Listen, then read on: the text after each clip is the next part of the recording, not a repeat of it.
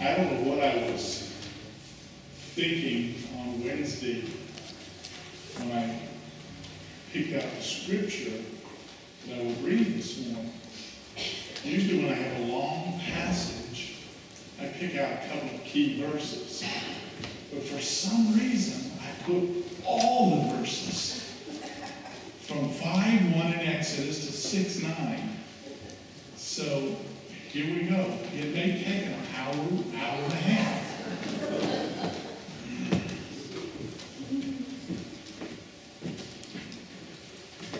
Exodus chapter 5, verse 1.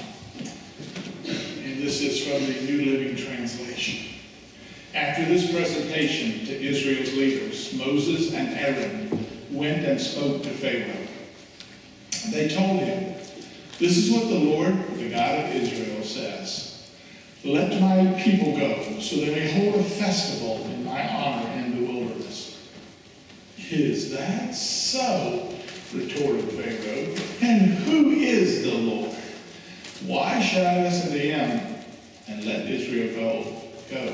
I don't know the Lord, and I will not let Israel go." But Aaron and Moses persisted. "The God of the Hebrews has met with us," they declared. "So let us take a 3-day journey into the wilderness so we can offer sacrifices to the Lord our God. If we don't, he will kill us with a plague or with the sword." So Pharaoh replied, "Moses and Aaron, why are you distracting the people from their task? Get back to work. Look, there are many of your people in the land, and you're stopping them from their work." That same day, Pharaoh sent this order to the Egyptian slave drivers and the Israelite foremen: "Do not supply them more straw for making bricks. Make the people get it themselves. But still require them to make the same number of bricks as before. Don't reduce the quota. They are lazy. That's why they're crying out, 'Let us go and offer sacrifices to our God.' Load them down with more work. Make them sweat. That'll teach them to listen to lies." So the slave drivers and the foremen went out and told the people, "This is what Pharaoh says. I will not provide any more straw for you. Go and get it yourselves. Find it wherever you can. But you must produce just as many bricks as before." So the people scattered throughout the land of Egypt in search of stubble to use as straw. Meanwhile, the Egyptian slave drivers continued to push hard. "Meet your daily quota of bricks, just as you did when we provided you with straw," they demanded. Then they whipped the Israelite foremen they had put in charge of the work crews. "Why haven't you made your quotas either yesterday or today?" they demanded. So the Israelite foreman went to Pharaoh and pleaded with him. "Don't treat your servants like this," they begged. "We are given no straw, but the slave drivers still demand make bricks. We're being beaten, but it isn't our fault. Your own people are to blame." But Pharaoh shouted, "You're just lazy, lazy. That's why you're saying, 'Let us go and offer sacrifices to the Lord.' Now get back to work. No straw will be given to you, but you must still produce a full quota of bricks." The Israelite foremen could see that they were in serious trouble when they were told, "You must not reduce the number of bricks you make each day." As they left Pharaoh's court, they confronted Moses and Aaron, who were waiting outside for them. The foreman said to them, "May the Lord judge and punish you for making us stink before Pharaoh and his officials. You have put a sword into their hands and an excuse to kill us." Then Moses went back to the Lord and protested, Why have you brought all this trouble on your people, Lord? Why did you send me? Ever since I came to Pharaoh as your spokesman, he has been even more brutal to your people, and you have done nothing to rescue them." Chapter 6. Then the Lord told Moses, "Now you will see what I will do to Pharaoh. When he feels the force of my strong hand, he will let the people go. In fact, he will force them to leave his land. And God said to Moses, I am Yahweh, the Lord. I appeared to Abraham, to Isaac, and to Jacob as El Shaddai, God Almighty, but I did not reveal my name, Yahweh, to them. And I reaffirmed my covenant with them. Under its terms, I promised to give them the land of Canaan, where they were living as foreigners. You can be sure that I have heard the groans of the people of Israel, who are now slaves to the Egyptians, and I am well aware of my covenant with them. Therefore say to the people of Israel, I am the Lord. I will free you from your oppression and will rescue you from your slavery in Egypt. I will redeem you with a powerful arm and great acts of judgment. I will claim you as my own people, and I will be your God. Then you will know that I am the Lord your God, who has freed you from your oppression in Egypt. I will bring you into the land I swore to give to Abraham, Isaac, and Jacob. I will give it to you as your very own possession. I am the Lord. So Moses told the people of Israel what the Lord had said. But they were Baptists, and they refused to listen. They had become too discouraged by the brutality of their slavery. It's a whole lot to digest. It's a whole lot to read. But there's a powerful lesson for us. I'm going to begin with a question. Have you ever truly had a bad day?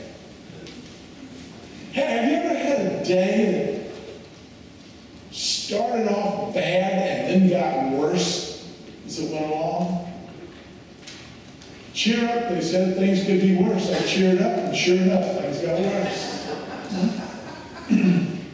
I want to read to you a children's story that's entitled, and some of you have probably heard this, Alexandra and the Terrible, Horrible, No Good, Very Bad Day. How's that for a title? Listen to the story. I went to sleep with gum in my mouth, and now there's gum in my hair. And when I got out of bed this morning, I tripped on the skateboard, and by mistake I dropped my sweater in the sink while the water was running, and I could tell it was going to be a terrible, horrible, no good, very bad day. At breakfast, Anthony found a Corvette Stingray, a car kit in his cereal box, and Nick found Junior Undercover Agent Code Ring in his cereal box. But in my cereal box, all I found was breakfast cereal. I think I'll move to Australia. In the carpool, Mrs. Gibson let Becky have a seat by the window. Audrey and Elliot got seats by the windows too. I said I was being scrunched. I said I was being smushed. I said if I don't get a seat by the window, I'm going to get car sick. No one even answered. I could tell it was going to be a terrible, horrible, no good, very bad day. At school, Mrs. Dickens liked Paul's picture of the sailboat better than my picture of the invisible castle. At singing time, she said, I sing too loud. At counting time, she said, I left out 16. Who needs 16? I could tell it was going to be a terrible, horrible, no good, very bad day.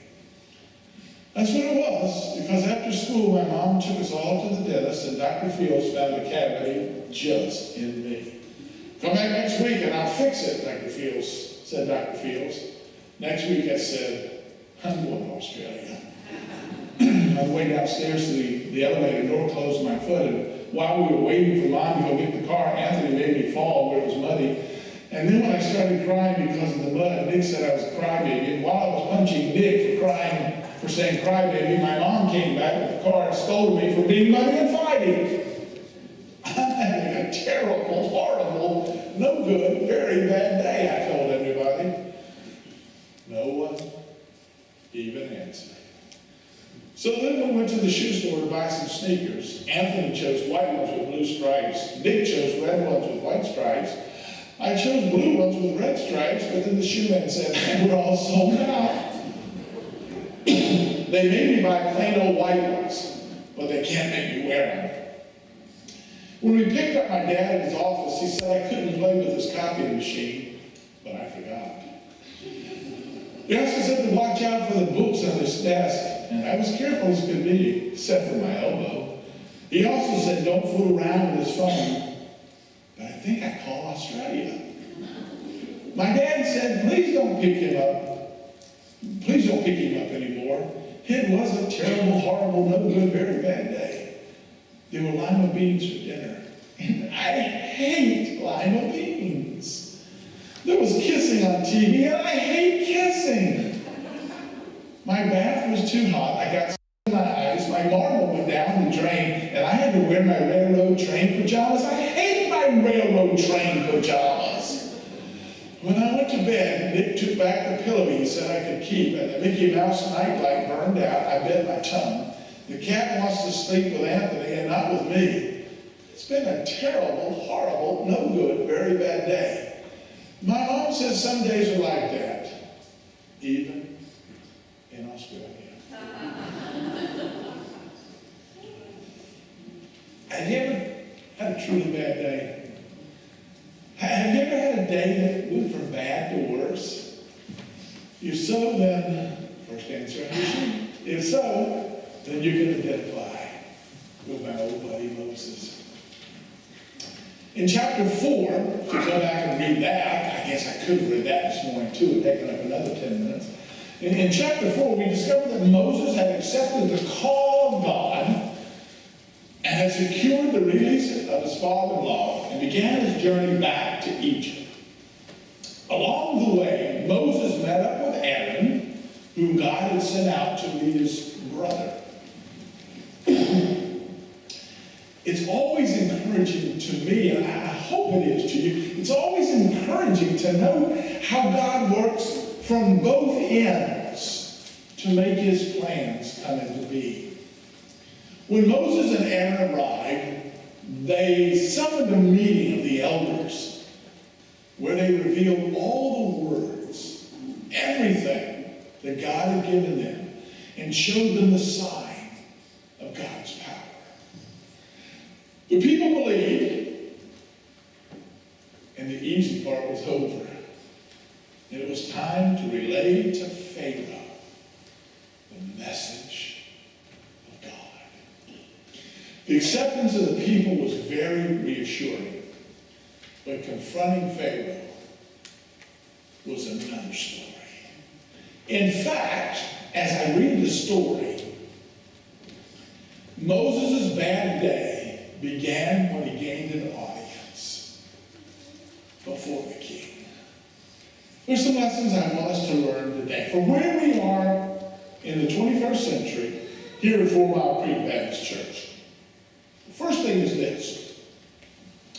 When you have a bad day, recognize that the presence of problems is not always an indication that we're not in God's will. Did you hear that? Just because there are problems and things don't go the way you want them to go, it doesn't mean that you're not in God's will. The scene is decidedly a dramatic one, as two 80-something-year-old men stand before the most powerful man on the face of the earth. Chapter 5 begins with those words. Afterwards, Moses and Aaron went to Pharaoh and said, "Thus says the Lord, the God of Israel, let my people go." Well, that's the way it's always sung anyway. Let my people go, that they may hold a feast for me out of the wilderness. That was the start of a bad day. And it went downhill from there. In verse 2, we find Pharaoh's response. But Pharaoh said, "Who is the Lord? Why should I heed his voice? Why should I let Israel go? I don't know the Lord.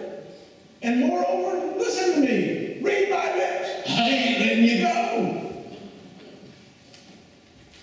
Pharaoh's response is completely negative. It's characterized by cynical arrogance. And he says, "Who is Jehovah the Lord?" that I should listen to his voice and let my slaves go. I don't know him. How true and how tragic. It's not that Pharaoh had never heard the name of Jehovah. I suspect he undoubtedly has. It's that he refuses to recognize the name or the request that's brought to him in the name of Almighty God. The point that Pharaoh, the point that lies in Pharaoh is, I think it's found in the King James word, heed. He would not heed. That word could be translated obey, and is in other places. What I think it means very simply is that I understand who you are. I don't even know who he is. I just don't care. Pharaoh's not obedient to God. The unsaved are not obedient to God. The world we live in is not obedient to God. Hey, listen to me. Not even all church members are obedient to God, right? Sadly.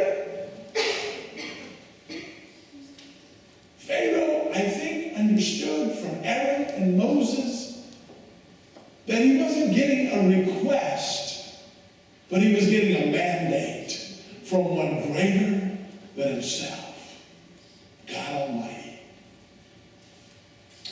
And he refused to obey.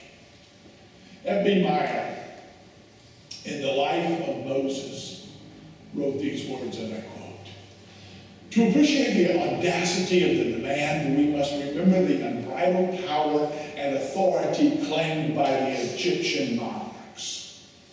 For him, Pharaoh, great Egypt existed. For him, all other men lived, suffered, and died. For him, the mighty Nile flowed. For him, vast armies of priests and magicians and courtiers wrought and ministered." If you didn't pick up what Meyer said, Pharaoh was a legend in his own mind, and the world worshiped him. As Aaron and Moses stood before Pharaoh, and Pharaoh in his arrogance said, "Who is Jehovah?" the world, the situation worsened for the children of Israel. That same day, Pharaoh communicated to the taskmasters of the people of Israel in verse 6. And it says, these things develop, and it all happens within like 24 hours. That same day, Moses commanded the taskmasters of the people and the foremen, saying, "You shall no longer give the people what they need.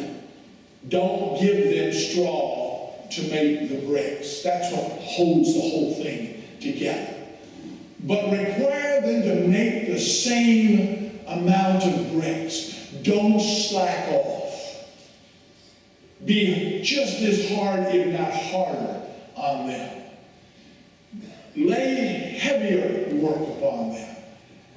As desperate as their plight was, it's getting worse." Pharaoh's response was to make slavery even more bitter. I don't know if that's possible, but he was sure striving for that. Pharaoh, rather than release the Israelites, tightened his grip on their throat. I think this is a wonderful illustration of what happens in the lives of some people in this world, to whom we may share Jesus or to whom we may minister. Rather than the message becoming real and setting them free, it seems to have a stronghold on them. And Satan grabs on tighter then we must keep on praying. Some things that seem have to get a whole lot worse before they're going to get better. The answer to the request of Aaron and Moses came in the form of additional work. And I'm sure the Israelites were not pleased. I'm sure they were losing faith in the God-appointed leaders, Aaron and Moses. And they began to point fingers. And they began to submit or circulate petitions. And they began to say, this is your fault. What had been difficult now becomes impossible. All day long, the Israelites tried to carry out the order of Pharaoh, to make their quota of bricks. But now they have to go and find their own straw. And finally they could stand it no longer. They decided to make a direct appeal to Pharaoh. The result was just what you might have expected. Pharaoh hardened his heart, stiffened his neck, and refused to listen to the appeal made to him. While the leaders were inside, Aaron and Moses waited outside for the news. Then in verse 20 of chapter 5, we read these words. Then as they came out from Pharaoh, they met Moses and Aaron, who stood there to meet them. And they said to them, let the Lord look on you and judge, because you two old people, you've made us offensive in the sight of Pharaoh and the sight of his servants. You put a sword in his hand to kill us. As the foreman came from that meeting with Pharaoh, and as they looked on Aaron and Moses, I think they used extremely strong language in questioning the propriety of the words that Moses and Aaron had used before Pharaoh. And they raised some serious questions about their authority to be the leader of the Israelites. Second thing, when you have a bad day, recognize that God does not have to work according to your plans, to our plans, or our timetable. We think because we go before God and make our prayer that God ought to work things out the way we want them to be worked out. And when we want them to be worked out, right? You know that's true, right? The mistake of the foreman, as they went before Pharaoh, and maybe the mistake of all the children of Israel as a whole, is they presumed how God would work.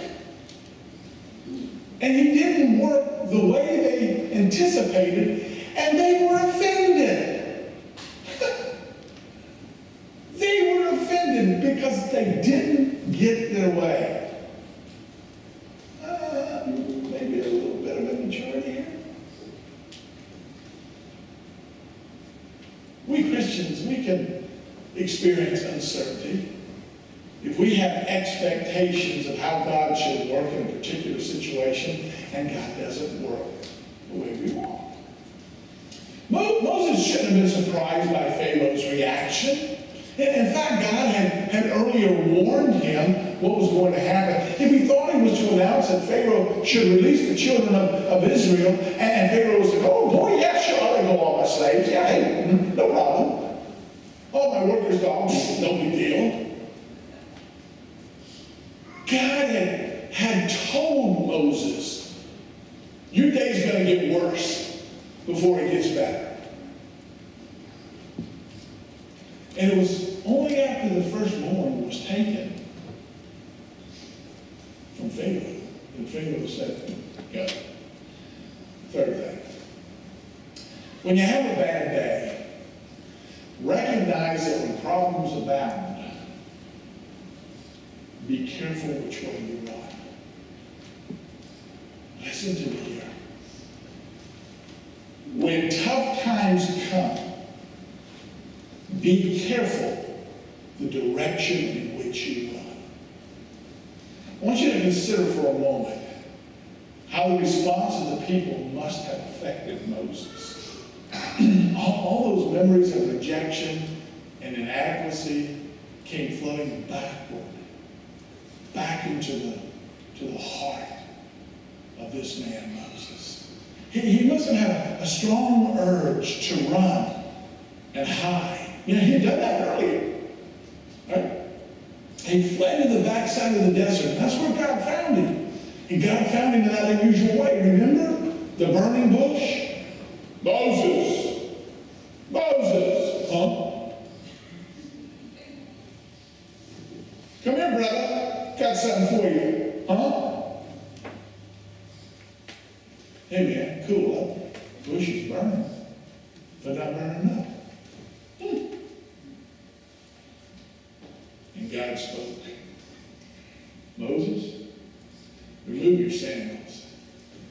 You are standing on holy ground. And yet we presume to come before God in our arrogance and demand of God, like he was a vending machine, give me what I want when I want. Oh, Moses must have been ready to run and hide. Back to the quiet life of a shepherd.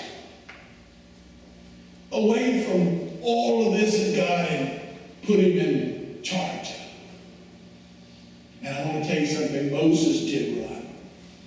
Moses did run. But this time, he ran straight to the source of his strength. Moses poured out all of his anxiety to the only one who could answer his question, resolve his problem. Verse 22, so Moses returned to the Lord and said, Lord, why? Why have you brought trouble on this people? Why is it you sent me? I want to tell you something. You can run to God for strength, or you can run from God in fear. Moses said, where did I go wrong? What did I do? He had stood before Pharaoh. He'd been obedient to God. He repeated almost word for word what God had said to him to say to Pharaoh. And when things didn't go the way he wanted them to go, he had every reason to doubt, just like we doubt. And we began to say, why me? Why me, Lord? What have I done? Why me, Lord? Well, why now? Why did I ever get my hopes up? Well, why did I ever accept this job? If God's on my side, why does this happen to me? How am I going to get through this? How am I going to get out of this? In verses 1 and 2 of chapter 6, we find these words. Then the Lord said to Moses, now you shall see what I will do to Pharaoh. For with a strong hand he will let them go. With a strong hand he will drive them out of the land. And God spoke to Moses and he said, listen to me, I am the Lord.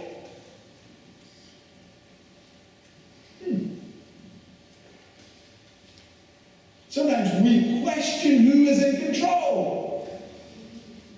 We question as to whether or not we should be the one in control. I want you to notice God didn't reprimand Moses for asking a question. He never shames us or slaps us in the face when we come to him. In chapter 6, God reassures Moses of his intent and his purposes. Instead of criticizing Moses for asking why, the Lord just says, wait God's response that it's time, when it's time, to impress Pharaoh, brother, I know do it. The king needed a good solid dose of God's power. Fourth thing. When you have a bad day, recognize that God's plans and purposes have not changed. You got that? Even though things aren't going the way you want them to go, recognize this. God's purpose, God's plan, it has not changed. God is sovereign. God is powerful. God is not wishy-washy. God's word stands. No matter how beaten down we are, how crushed we feel, how broken and desperate we become, God still cares. Amen? He has great compassion on us, even when we don't need it. He gives us what we need, even when we don't understand it.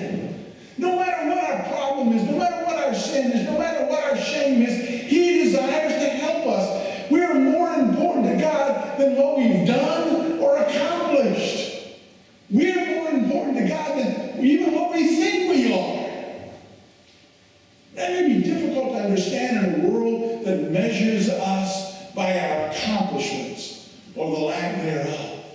But God sees us as His children, and He values us as His children. So He reminds Moses that He is the Lord. Too many times we allow ourselves to focus on the problem, to focus on the difficulties, to get caught up in the circumstances, to get caught up in the no, to get caught up in the things of the world. I think this story tells us this. Get your eyes back on me.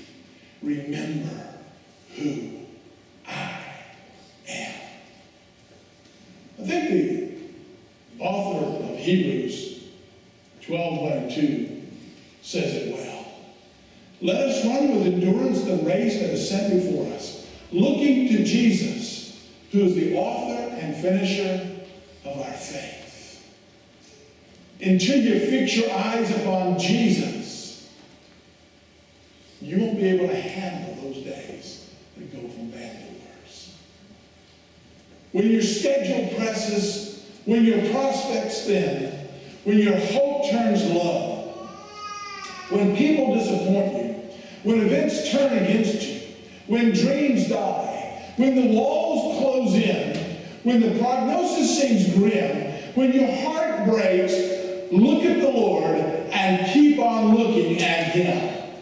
I love the words of Chuck Swindoll. Wow. Beginning in verse 6, the Lord reminds Moses of His promise, His many promises. Therefore say to the children of Israel, I am the Lord. I will bring them out.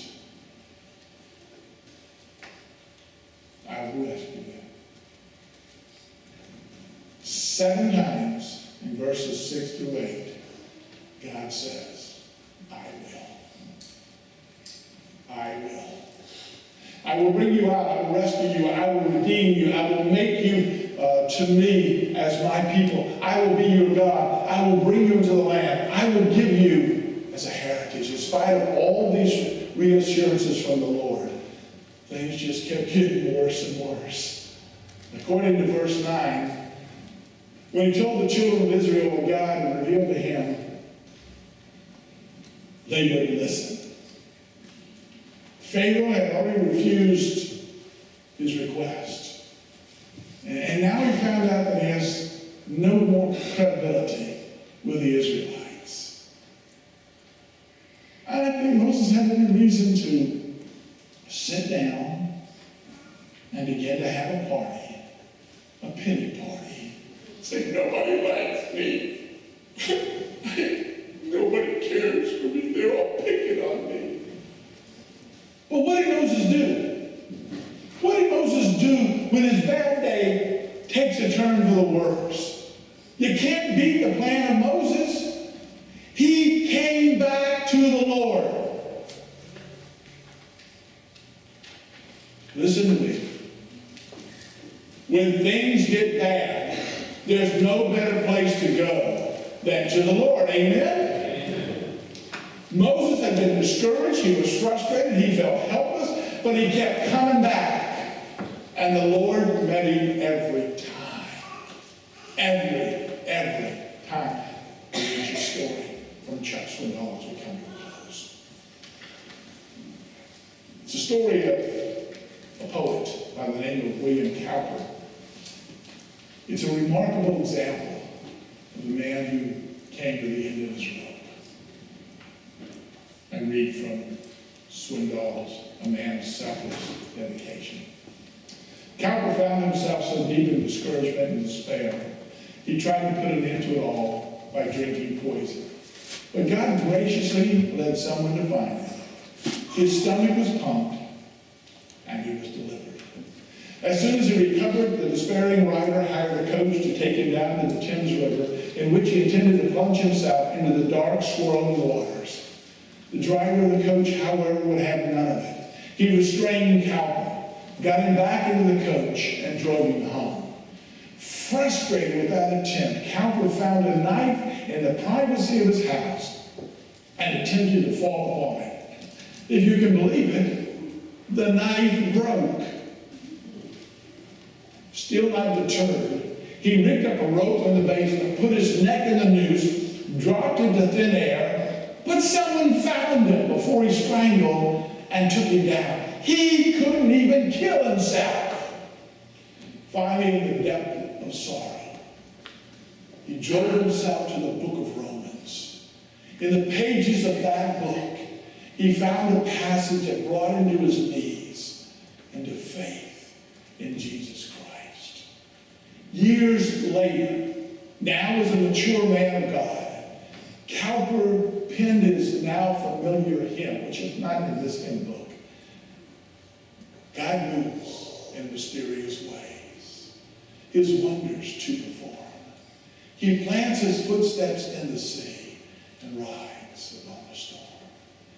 Deep in unfathomable minds of never-ending skill, he treasures up his bright designs and works his sovereign will. Wow. He also wrote, there is a fountain filled with blood drawn from Emmanuel's veins. Sinners plunge beneath the flood, lose all their guilty stains.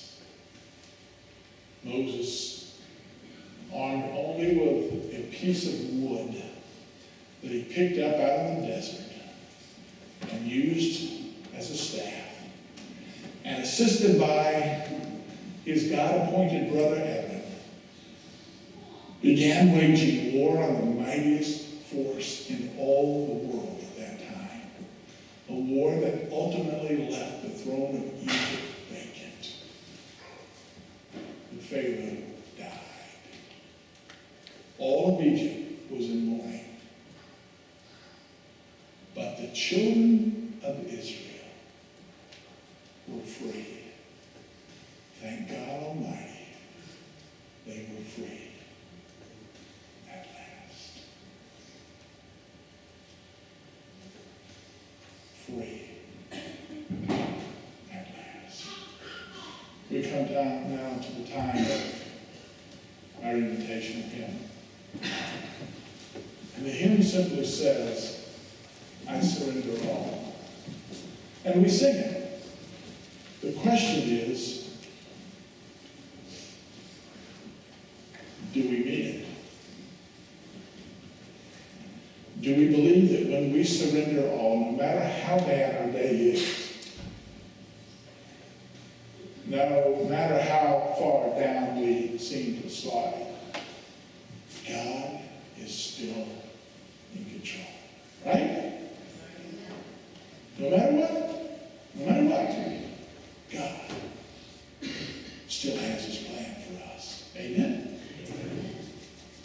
It's up to us. Step out of self and out of selfishness back under God's plan. For he is the sovereign God. We sing this hymn of invitation, not because I like to stand down here and have you look at me like I'm just wasting time. But we sing this invitation because it's a time for us to respond to the call of God upon our lives. You may be sitting out there right now thinking, hey, listen, you have no idea how bad my day has gotten. And it just gets worse. And I will say to you, no, I don't know.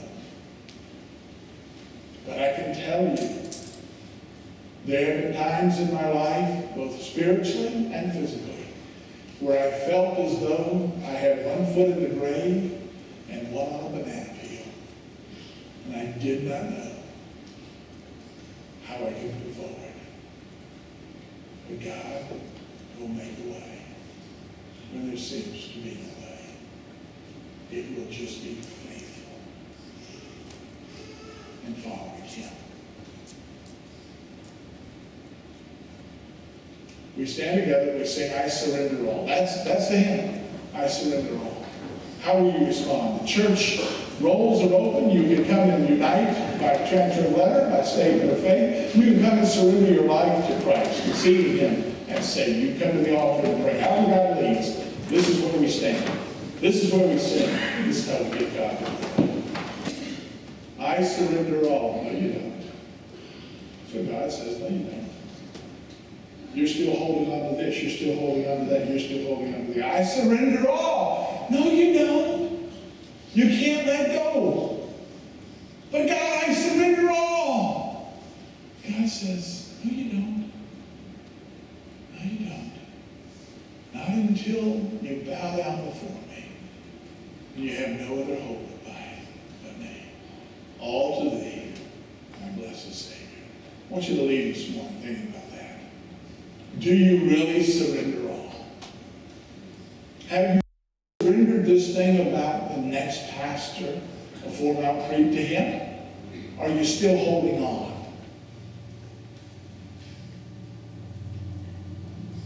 Think about it. I surrender all. Let's let go and let God have his way. That's not easy. But it's always best, isn't it?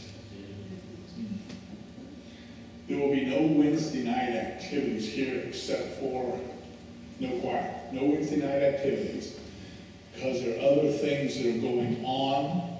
I wanted to be in, I can't believe I'm saying this, I wanted to be in Charlottesville at UVA to be with Mark and Janice in surgery time. And I didn't think I could be at two places. Don't know how long that would be. So I'm going to be there. And I want you just to let God have his way. When your day starts slipping and things get worse, cheer up. God has a plan. All right? Let's go our separate ways. But let's be united as brothers and sisters in Christ. 4 Mile Creek, your history is not done yet. There is tomorrow. Believe God. Accept God. And let's give him the glory. John, you're standing down front. That's a perfect place to have prayer and discourses. Father, you are good. You have been so good to this church over the years. Help us to remember who you are, what you've done, the blessings you bestowed, to ensure that God Almighty. So we just beseech you that you would be active in the affairs of this church. And what we do, that you would bring us together, that you would just be here amongst us. Bless us.